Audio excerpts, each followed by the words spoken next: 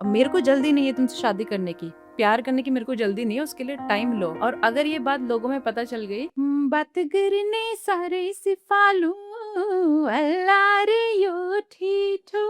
गोरखाली और जो नेपाली दोनों की रूटें जो है ना एक ही जगह से जुड़ी हुई है। एक हम पहाड़ी म्यूजिक में बहुत बड़ी चीजें देखते हैं कि जब तक गाना चल रहा है स्लो चल रहा है, लेकिन जैसे कोई गाना स्पीड पकड़ता है या फेमस होता है वैसे ही उसमें कहीं ना कहीं कॉपीराइट कंटेंट स्ट्राइक उस पर आ जाती है। तो क्या गोरखाली म्यूजिक के साथ भी इस तरह की समस्याएं होती हैं? जहन सी जहन सी तुझे चाहूं बेतहाशा जहन सी। अच्छा, अभी हाल ही में गोरखा हिमालयन फेस्टिवल हुआ जहां आप लोगों की भी परफॉर्मेंस थी, काफी अच्छा हुआ। गोर्खाली को भेस नहीं राम्रो ढाका टोपी सिरेमा खुकुरी भिरे को दीदी भूली भैजी सुना। नमस्कार दगड़ियों, मैं नलिनी गोसाई उत्तराखंड की नौनी स्वागत करती हूँ आप सभी का एक बार फिर से अपनी खास सीरीज भेंट वार्ता में। तो भेंट वार्ता में आज हम आपकी भेंट कराने वाले हैं, आपकी मुलाकात, आपकी वार्ता कराने वाले हैं उत्तराखंड की संस्कृति को आगे बढ़ाने वाले दो सिंगर्स जो हमारे स्टूडियो में आज हैं, दीप्ति राणा जी और सतीश थापा जी। और दोनों ही लोग गोरखाली के साथ साथ अपने जितने भी पहाड़ी कहिए आप, हमारी जितनी भी उत्तराखंडी संस्कृति है सभी एक है। गोरखा क्या, जौनसारी क्या, गढ़वाली क्या, कुमाऊनी क्या, अपनी संस्कृति को आगे बढ़ाने के लिए लगातार काम कर रहे हैं। और सबसे बड़ी बात, अपने अपने फील्ड के मास्टर होने के बावजूद अपनी जहां भी इन्हें मौका मिलता है ये तुरंत पहुंच जाते हैं अपनी संस्कृति के लिए कुछ काम करने के लिए, कुछ गाने गाने के लिए। तो सबसे पहले आप दोनों का उत्तराखंड की नौनी के प्लेटफॉर्म में हमारी भेंट वार्ता सीरीज में बहुत बहुत स्वागत है। Thank you ma'am. तो शुरुआत करते हैं आप दोनों से एक एक करके। तो सतीश जी, कहाँ से आपके करियर की शुरुआत हुई या कहाँ आपका बचपन बीता, कहाँ आपकी पढ़ाई लिखाई हुई? मैम मेरा देहरादून में ही पला बड़ा हूँ। उसके साथ गाने का शौक छोटे से ही था। फैमिली में मम्मी सुना करती थी गाने, तो वो देख देख के उसको सुन सुन के गाने बैठते गए दिमाग में। फिर जब हम स्कूल में थे दोस्तों के साथ गाते थे, दोस्तों के ग्रुप में गा रहे हैं, फिर स्कूल के कल्चरल इवेंट में गा रहे हैं, तो उस तरह से गाने का शौक आया। क्या बात है। अच्छा, लेकिन आप जॉब भी करते हैं, बताइए आप क्या क्या काम करते हैं? मल्टी टैलेंटेड हैं थापा जी, बिल्कुल। हाँ, वही सुबह 9 to 5 जॉब, जी। उसके बाद फिर शाम को भी सिंगिंग। अच्छा, उसके अलावा जब ऐसे कल्चरल इवेंट आते हैं, शोज आते हैं, फिर उसको भी साथ साथ हो शाम को करता हूँ। सिंगिंग कहाँ कहाँ? मैं 2-3 जगह करता हूँ। आईटीसी होटल्स में चलता है मेरा। अच्छा, हाँ जी, इस तरह से मेरे इवेंट चलते रहते हैं। दीप्ति जी, आपका बचपन कहाँ बीता, कहाँ से आपकी पढ़ाई हुई? एक्चुअली मैं आर्मी बैकग्राउंड से हूँ। जी। मेरे फादर आर्मी में थे, तो मैं तो छोटे से अपने पापा के साथ यूनिट में रही हूँ। बाद में पापा के रिटायरमेंट के बाद हम देहरादून में आए और यहीं पे सेटल हो गए। जी। और बाकी है कि सिंगिंग में रुचि तो मेरे को छोटे सा ही था। मेरे फैमिली का जो माहौल था वो थोड़ा कुछ उसी टाइप का था। मेरे दादाजी भी बहुत अच्छे सिंगर थे। जी। हारमोनियम बजाते थे वो, हम्म। और बांसुरी बजाते थे, गज़लें गाया करते थे, भजन गाया करते थे। क्या बात। तो मैं उनके साथ मतलब मैं भी गाती थी, गुनगुनाती थी, छोटी थी। हाँ। और साथ ही में मेरी मम्मी को भी शौक था, जी। वो भी सिंगिंग करती थी, यूनिट में थी फादर के। तो दशहरे दीपावली के टाइम में जो प्रोग्राम्स वगैरह होते थे उसमें वो लाइव गाती थी। अच्छा, तो मेरे को जो प्रेरणा है अपने घर से घर ही से। मिली। हाँ, फिर बाद में जैसे जैसे बड़े हुए उसके बाद सिंगिंग स्टार्ट किया मैंने, धीरे-धीरे गाना शुरू किया और कुछ ग्रुप्स जॉइन करे मैंने, म्यूजिकल ग्रुप्स। उसके बाद धीरे-धीरे गाते-गाते मैंने अपनी गोरखाली कम्युनिटी को जॉइन किया और तब से लेकर फिर अभी तक हम प्रोग्राम्स वगैरह कर रहे हैं। और अच्छा, आपसे बात हो रही थी तो आपने बताया था कि किशोर कुमार जी ने भी आपके दादाजी को बुलाया था। हाँ जी, हाँ जी। जी। दादाजी की कुछ गाने वगैरह उन्होंने सुने कुछ प्रोग्राम्स में, तो उसके बाद उन्होंने उनको वहाँ बुलाया था, मुंबई में बुलाया था किशोर कुमार जी ने। अच्छा, बट वो आर्मी में थे, अपने ड्यूटी में थे। तो जा नहीं पाए? उनको अपने देश के लिए करना क्या था बात शायद है, से देश ड्यूटी। पहले है। हाँ जी, हाँ। तो इस वजह से उन्होंने वो जा नहीं पाए और वो चीज़ उनकी हो नहीं पाई। अच्छा, जब आप लोगों ने शुरू किया अपने, अच्छा आप जुम्बा भी कराती हैं, वो भी बताइए प्लीज। हाँ जी मैम, मैं ज़ुम्बा ट्रेनर हूँ जी। और ज़ुम्बा कराती हूँ बहुत सारे फीमेल्स को। अ, मेल्स को? और नहीं, मेल्स को नहीं, नहीं कराते? मेल्स को भी कराती हूँ, बट जी। उसमें मेल्स आजकल क्या है ना, जिम वगैरह जिम में की तरफ ज़्यादा ज्यादा एक्टिव है। रहते हैं। हाँ। तो फीमेल्स वगैरह आती हैं ज़्यादातर जो हाउसवाइफ हैं वो हाँ। हैं उसमें। और हाउस वाइफ को ये नचा नचा के जो है थोड़ा पतियों को राहत दे रही है। हाँ, वो बिल्कुल। जितना थोड़ा बिजी रखेंगे अपने दिमाग को, उतना उनके पति जो है थोड़ा शांत रहेंगे। एक्चुअली साथ में क्या है ना, जी। फीमेल्स भी हैं हमारी, वो बेचारी घर से निकल नहीं पाती है, उसी बहाने जो एक अभी उनका टाइम है, घर, बच्चा, घर के काम, हस्बैंड, जी। वहीं तक हैं वो लोग ना। जो जुम्बा में आते हैं तो उनको एक फ्रेंड सर्कल भी मिलता है, एक माहौल मिलता है। वो जुम्बा भी करते हैं साथ में फ्रेंड्स के साथ, मतलब मस्ती भी करते हैं। कभी हम घूमने भी जाते हैं आउटिंग के लिए, पिकनिक में चले गए, कभी बहुत एक मतलब वॉक में चले गए लंबे उसमें, तो कभी हमने पार्टी कर ली साथ में। तो उनको वो चीज़ भी बहुत पसंद आती है, तो एक फैमिली वाला माहौल भी उनको मिलता है शादी में। एक सवाल मैं इससे हटके करूंगी। अब आपका जो पॉडकास्ट है, जुम्बा और योगा दोनों चीजों का क्रेज आजकल लोगों में बहुत ज्यादा है, तो किन लोगों को योगा करना चाहिए, किन लोगों को जुम्बा करना चाहिए? मैम एक्चुअली ऐसा है कि जुम्बा और योगा जो है ना, बॉडी की अपनी अपनी क्षमताएं होती हैं। जी। पहली बात तो जो फिट हैं, जिनको ज़्यादा दिक्कत नहीं है, हम्म। तो वो जुम्बा कर सकते हैं, क्योंकि जुम्बा हाई इंटेंसिटी वर्कआउट है। और योगा क्या है, एक स्टेबिलिटी लेकर आता है वो आपकी बॉडी में। और एक जब एज हो जाती है, जैसे 50-55 से ऊपर के होते हैं, वो उनको योगा करना चाहिए, क्योंकि अच्छा। उनकी बॉडी में उतनी एनर्जी नहीं होती है, वो उतनी एनर्जी लगा नहीं सकते। अब एक 25 साल की लड़की और एक 55 साल की फीमेल है, उसमें तो फर्क तो होगा ना उनकी बॉडी में। हाँ जी, तो उस हिसाब से। बाकी ऐसा नहीं कुछ, जो 50-55 वाले भी हैं वो भी आते हैं जुम्बा करने, उनका शौक है, वो भी करते हैं। अगर उन्हें जुम्बा करना है, वो जी। धीरे धीरे करते हैं, उतनी हम्म। एनर्जी नहीं लगाते, पर करते हैं। पर डिपेंड करता है क्लाइंट पर, उनकी बॉडी पर, उनकी एनर्जी। ठीक है, तो आगे बढ़ते हैं। इससे पहले थोड़ा इसे बोरिंग ना बनाते हुए चाहूंगी आप दोनों कुछ गोरखाली में ही सुना दें। बात करने सारे सिफालु अल्लाह रे यो ठिठो, हतार छैन हामीलाई पिरती लाउन छिटो, कसले कुरोलाई दियो एकको दुई बनाइदियो, ओहो कसले कुरोलाई दियो एकको दुई बनाइदियो, एक कान मैदान भइदियो, एक कान मैदान भइदियो। फुल बुट्टे रात चोलीमा छप्पै दिल फसी गएछ, के करू सानो तिमीमा साँच्चै दिल फसी गएछ, कसले कुरालाई दियो एकको दुई बनाइदियो, एक कान दुई कान मैदान भइदियो, एक कान दुई कान मैदान भइदियो। पहले तो मैं इसका हिंदी में अर्थ जानना चाहूंगी। मतलब बात करने में बहुत तेज हो, हमारे वहाँ ठीठो बोलते हैं लड़के को, बात करने सारे सिफालू अल्लाह रे यो ठीठो। अब मेरे को जल्दी नहीं है तुमसे शादी करने की, और ना तुमसे मतलब प्यार करने की मेरे को जल्दी नहीं है, उसके लिए टाइम लो। अच्छा। और अगर ये बात लोगों में पता चल गई, तो बोलते हैं ना, एक कान दुई कान, हाँ। एक कान से दूसरे दूसरे कान कान। में जब ये बात पड़ जाएगी, हाँ। तो वो चीज एक मैदान में फैल जाएगी। हाँ। तो यही है। फैलाना नहीं है। आजकल बोलते हैं रिलेशनशिप बिल्कुल छुपा के रखनी चाहिए, उतना उसमें प्यार बना रहता है। जहाँ फैली वहाँ नजर लगती है और कुछ भी हो सकता है। ये बात सच है। और बोलते हैं ना, नजर इज रियल। हाँ, नजर रियल, और नजर लग गई तो कुछ भी हो सकता है, कांच भी टूट सकता है। बिल्कुल। आप लोगों ने बहुत बढ़िया सुनाया। अच्छा, अब गोरखाली आपने सुनाया, तो गोरखाली म्यूजिक की सबसे ज्यादा खास बात क्या लगती है आप लोगों को? हम गोरखाली म्यूजिक की सबसे खास बात क्या है कि जब हम गोरखाली गीतों को फॉलो करते हैं, उनको सुनते हैं, तो वहाँ पे हमको ना अपनी संस्कृति से जुड़ाव फील होता है। उसमें यूज होने वाले जो पारंपरिक वाद्य यंत्र हैं, जो इंस्ट्रूमेंट यूज हो रहे हैं, मादल कहते हैं जिसको, सारंगी कहते हैं, वो हम सुनते हैं। अब बहुत सारे क्या है, जैसे पलायन होता है, उसी तरह नेपाल से भी बहुत सारे लोग पलायन करके यहाँ पे आए, इंडिया में हैं।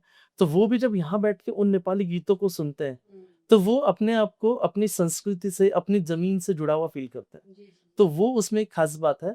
और फिर हम अपने सेलिब्रेशंस में, सब चीज़ों में जब उन चीज़ों को सुनते हैं, उन गीतों को सुनते हैं, तो बहुत लोग ऐसे हैं जो आज अगर मैं बैठा हूँ और वो पुराने गीतों को सुन रहे हैं, तो अपने बचपन के दिनों को याद करते हैं, अपनी उस टाइम को याद करते हैं जब वो छोटे में अपने फैमिलीज के साथ बैठ के उन गीतों को सुनते थे, अपने दोस्तों यारों के साथ बैठ के सुनते थे, तो वो जुड़ाव उनको फील होता है। तो नेपाली गीतों के साथ यही हमको एक सबसे बड़ा स्ट्रॉन्ग पॉइंट लगता है कि हम उसको दिल से कनेक्ट कर पाते हैं। उसमें हम दिल से जुड़ाव महसूस करते हैं। बिल्कुल। अच्छा, गोरखाली म्यूजिक को प्रमोट करना कितना चैलेंजिंग है? मैम देखो, प्रमोट करना, गोरखाली हो कोई भी म्यूजिक हो, उसको प्रमोट करना चैलेंज तो है, क्योंकि आपको, पर वो आज के टाइम में क्या ऐसा नहीं है, बहुत कन्वीनियंट भी हो गया है, क्योंकि आपके पास सोशल मीडिया बहुत ज्यादा है, एक्टिव है। बट आपको वहाँ प्रमोट करने के लिए वही कंटेंट भी आपको अच्छा चाहिए। आप गोरखाली म्यूजिक के नाम में ऐसे कुछ भी नहीं प्रमोट कर सकते। तो वो चीज़ है कि आप कठिनाई तो है, क्योंकि आपको एक अच्छा म्यूजिक बनाना पड़ेगा, अच्छा गीत बनाना पड़ेगा, जिसको लोग सुने, लोगों की पसंद क्या है, आपको वो सब चीज़ों का ध्यान रखना पड़ता है। उसके बाद फिर सोशल मीडिया आपको हेल्प करती है उन चीज़ों को प्रमोट करने के लिए। अच्छा, हम एक उस पे आते हैं कि आप, एक गाना भी है कि हम गोरखाली हैं, नेपाली नहीं। जब भी गोरखाली और नेपाली वाली चीज़ आती है तो एक क्लेरिफिकेशन, क्या मतलब, कैसे इसे वो करें हम लोग कि हाँ, इन लोगों को गोरखाली कहा जाएगा, इनको नेपाली कहा जाएगा, कैसे देखते हैं इसको? एक्चुअल मैम वो कहने की बात है, गोरखाली और जो नेपाली दोनों की रूटें जो है ना, एक ही जगह से जुड़ी हुई है। जी। दोनों एक ही हैं। हुँ, हम आज के टाइम में बोलते कि नहीं हम गोरखाली हैं, हम गोरखे हैं, हुँ, वो नेपाली हैं, हुँ, हम नेपाली हैं, ऐसा कुछ नहीं है, दोनों सिमिलर हैं, एक ही चीज़ है। हुँ। वही होता होगा बस कि जो आज भी नेपाल में है तो पूरी तरह से वो हम नेपाली हैं, जो हाँ। इंडिया में है वो कहते होंगे हम तो गोरखाली हैं, बस क्योंकि हाँ, हम इंडियन वही हैं। है, बाकी ऐसा कुछ नहीं है।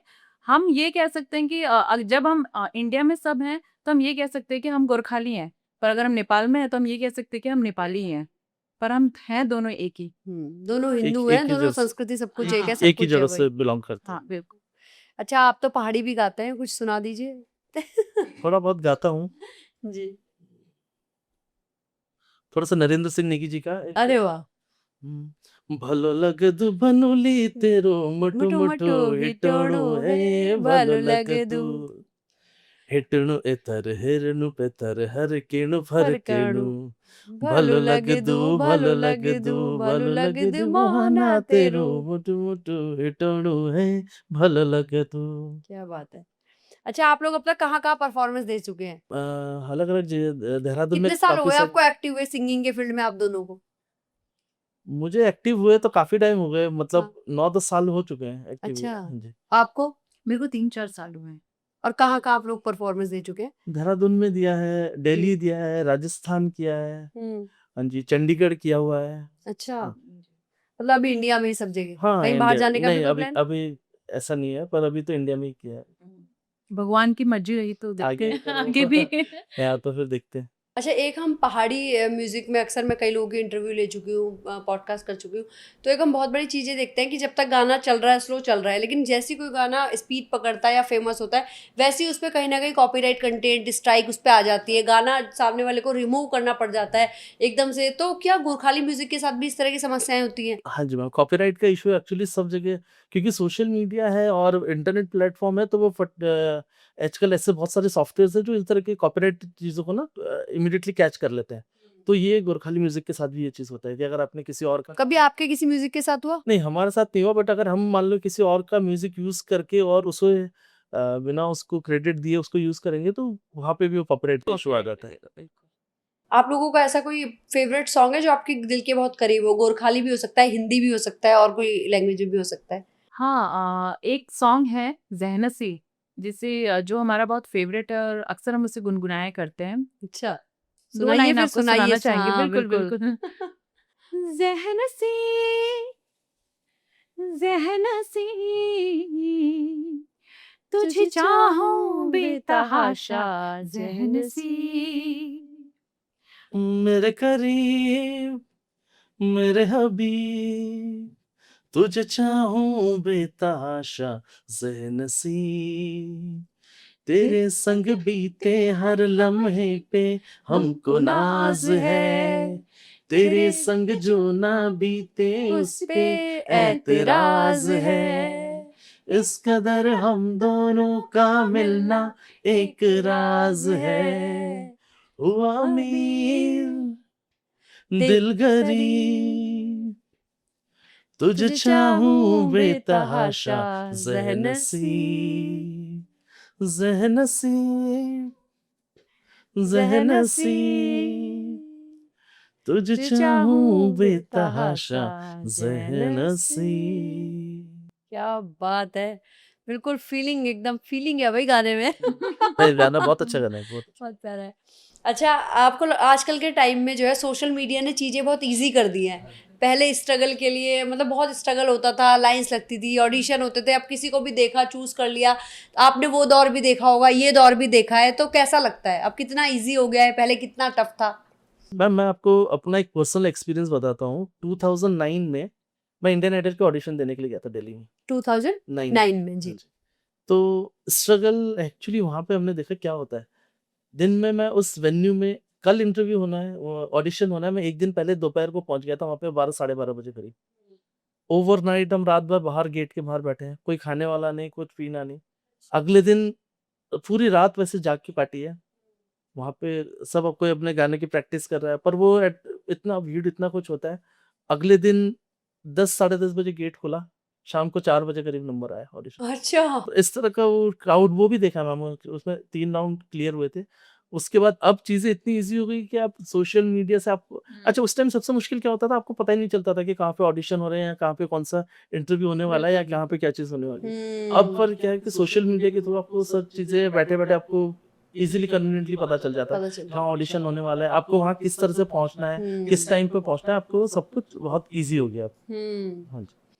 तो मतलब कि अब लगता है आप लोगों को कि कोई भी गाना हम बैठे-बैठे हम यहाँ से भी हम वायरल हो जाएँगे, चले जाएँगे, है ना? अब तो दौर बिल्कुल आपका, चेंज है। हाँ, दौर बिल्कुल चेंज है। आपका गाना अच्छा हो, आपके पास वो आवाज़ अच्छी हो, आप यहाँ से कभी भी वायरल हो सकते हो। रातों रात वायरल हो सकते हाँ, काफी जो लोग लोग उससे रातों रात भी वायरल हो जाते हैं। कंटेंट अच्छा होना चाहिए, वो आपके मतलब अब जो है आपको लगता है कि वायरल होना टैलेंटेड होने से ज़्यादा इम्पोर्टेंट हो गया है। हाँ, अब इस चीज़ में वो है कि आपको देखो, अगर टैलेंट होगा, क्योंकि हाँ, सोशल मीडिया में बहुत टैलेंट सारे ऐसे, कितना भी हो कोई, हाँ, कोई लेकिन नहीं वायरल कहता, हो गए तो वायरल तुम हो जाए। टैलेंट भी आ जाएगा। हाँ, टैलेंट भी आ जाता है। ये भी चीज़ें अब बहुत हो गई है। है ना? बहुत ज़्यादा, हाँ, बहुत ज़्यादा टैलेंट। बट हाँ, आपको अगर अच्छा टैलेंट होगा तो आप ऑटोमैटिकली, थोड़ा टाइम लगेगा, पर आप उस चीज़ को 100% अचीव कर लोगे, मुझे ऐसा बिल्कुल, लगता है। चीजें अपने आप आपके पास आएंगी। क्योंकि अब आजकल मैं देखती हूँ बहुत सारी जगह में लोग वायरल तो होते हैं बट वो संभाल कुछ नहीं होता पाते नहीं है शायद। हाँ, उनके वो पास। चीज़ को हाँ। संभाल भी नहीं कुछ पाते। लोग तो ऐसे ही हो रहे हैं रातों रात वायरल, मतलब उनका कंटेंट अच्छा नहीं होता है, कुछ भी मतलब सोशल मीडिया में। पर ये भी एक बात है कि अगर इंसान के पास टैलेंट हो तो कभी ना कभी वो चीज आगे बढ़ती है। सोशल मीडिया ने आप लोगों के करियर को भी बूस्ट किया है कहीं पे, लगता है? हाँ, मुझे लगता है जैसे फेसबुक में, इंस्टाग्राम में मैं अपने रील्स वगैरह डालती हूँ। जी। अभी क्या होता है ना, लोकल के लोग तो मेरे को जानते हैं, अब बाहर के लोग भी मेरे को जानने लगे हैं।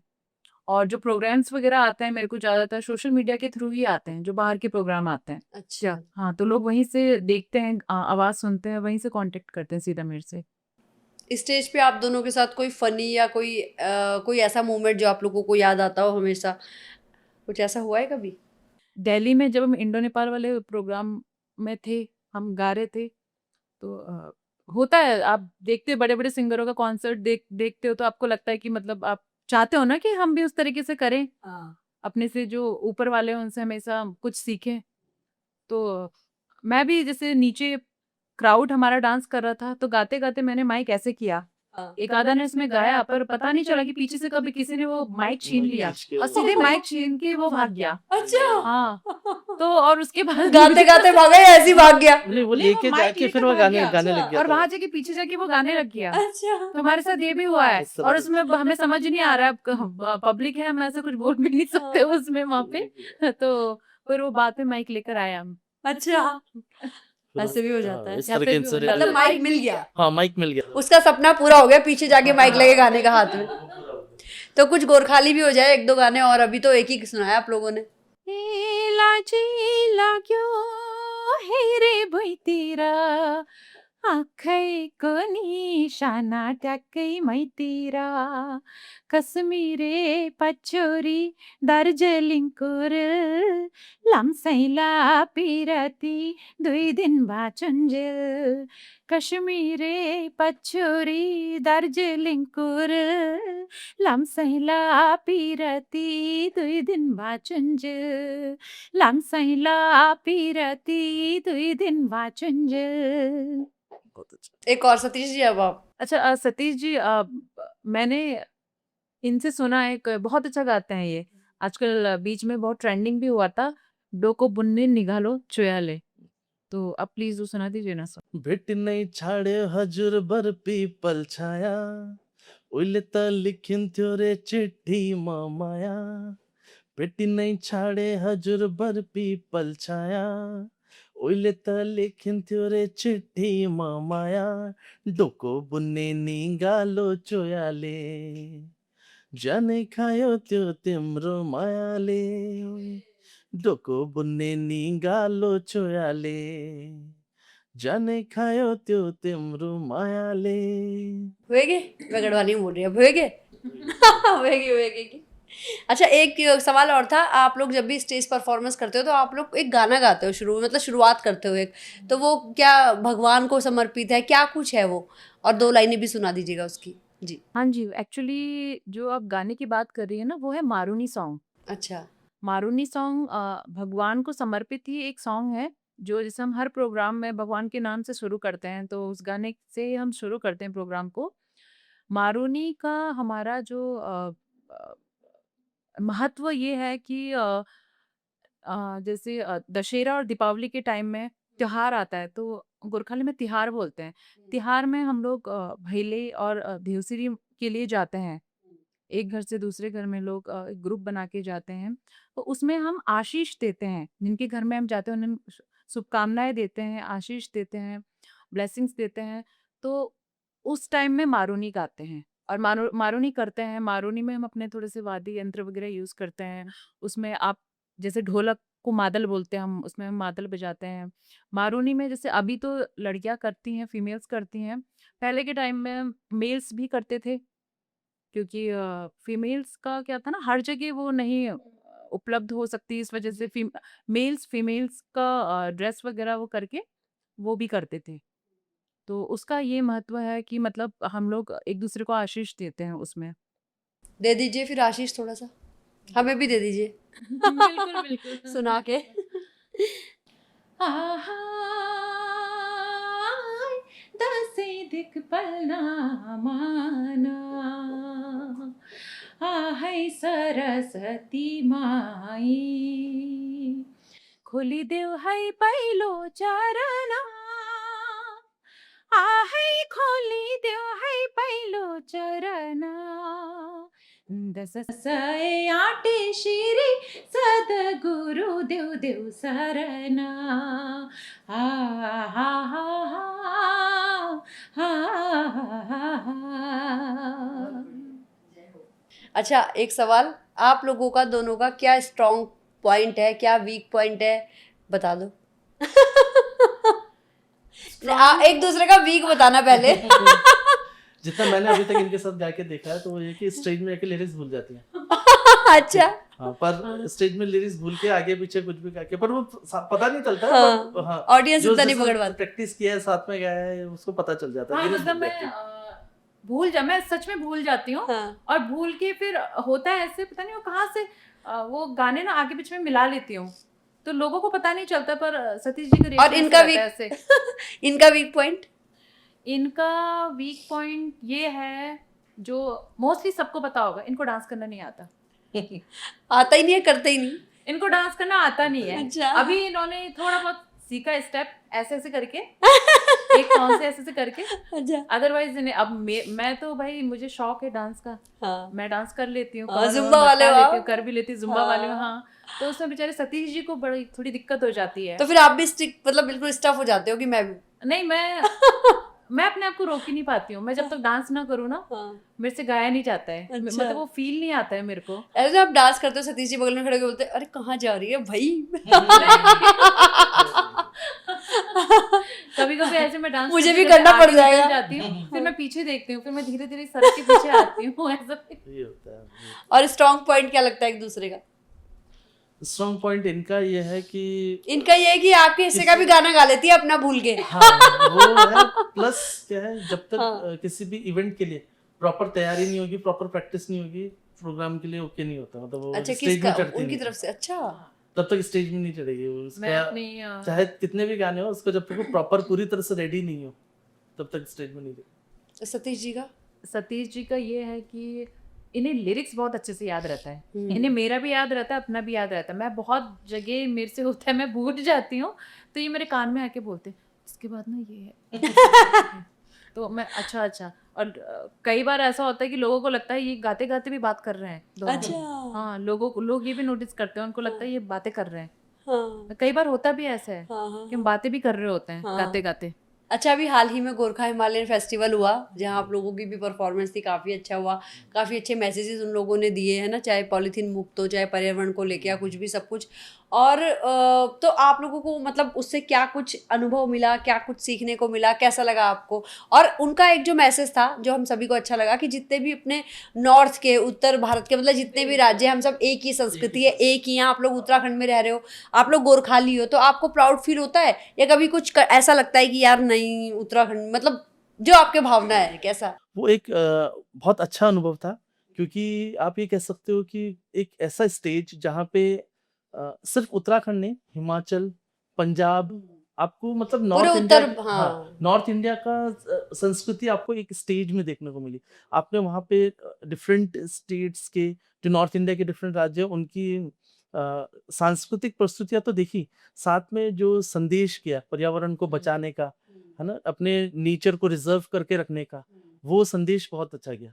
तो उस इतने बड़े इवेंट में जब हमको भी गाने का मौका मिला, हमने अपनी प्रस्तुति दी, तो वो भी मतलब एक बहुत प्राउड मोमेंट था कि जब आप गा रहे हो और आपके सामने डिफरेंट कल्चर के लोग बैठे हैं, वो आपके गानों को एंजॉय कर रहे हैं। मतलब मैंने वहाँ पे देखा, हम गोरखाली गाने गा रहे हैं, जो लोग बैठे हैं वो पंजाबी हैं, हिमाचली हैं, उनको वो लैंग्वेज समझ नहीं आती है, बट वो उस चीज़ को एंजॉय कर रहे हैं, एंजॉय कर है रहे ना। हैं। तो वो एक ऐसा मंच उन्होंने वहाँ पे प्रदान किया, कमला आंटी जी, प्रभा शाह जी, उपासना जी, और वो उनकी पूरी टीम ने, जी जी जी। है ना, जो शहीद दुर्गामल मेमोरियल ट्रस्ट है, हम्म, वो सारी टीम ने जो इतना बड़ा मंच और ऐसा अवसर सबको प्रदान किया, तो वो एक बहुत सराहनीय कदम था उनका।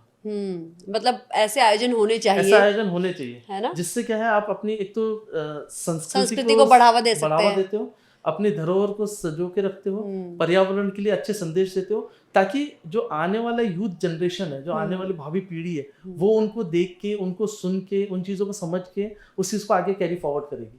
बहुत जब बढ़िया। उस स्टेज में कोई पंजाब का बच्चा है हम्म, और वो देख रहा है कि मेरे स्टेट से लोग आके यहाँ परफॉर्म कर रहे हैं, तो वो उस चीज को देख रहे थे, एंजॉय कर रहे थे, तो उससे क्या आने वाली भावी पीढ़ी भी उसको सुन के उसको आगे प्रमोट करती है। अच्छा, उत्तराखंड की नौनी के स्टूडियो में आप लोग आए, तो यहाँ की नौनियों के लिए, मतलब बेटियों के लिए, महिलाओं के लिए भी हम चाहेंगे कोई ना कोई मैसेज आप लोग दें। मैं मतलब ये चाहती हूँ कि हर एक जो फीमेल है, महिला है, उसे अपने पाँव में खड़ा खड़ा होना चाहिए, अपने लिए कुछ करना चाहिए।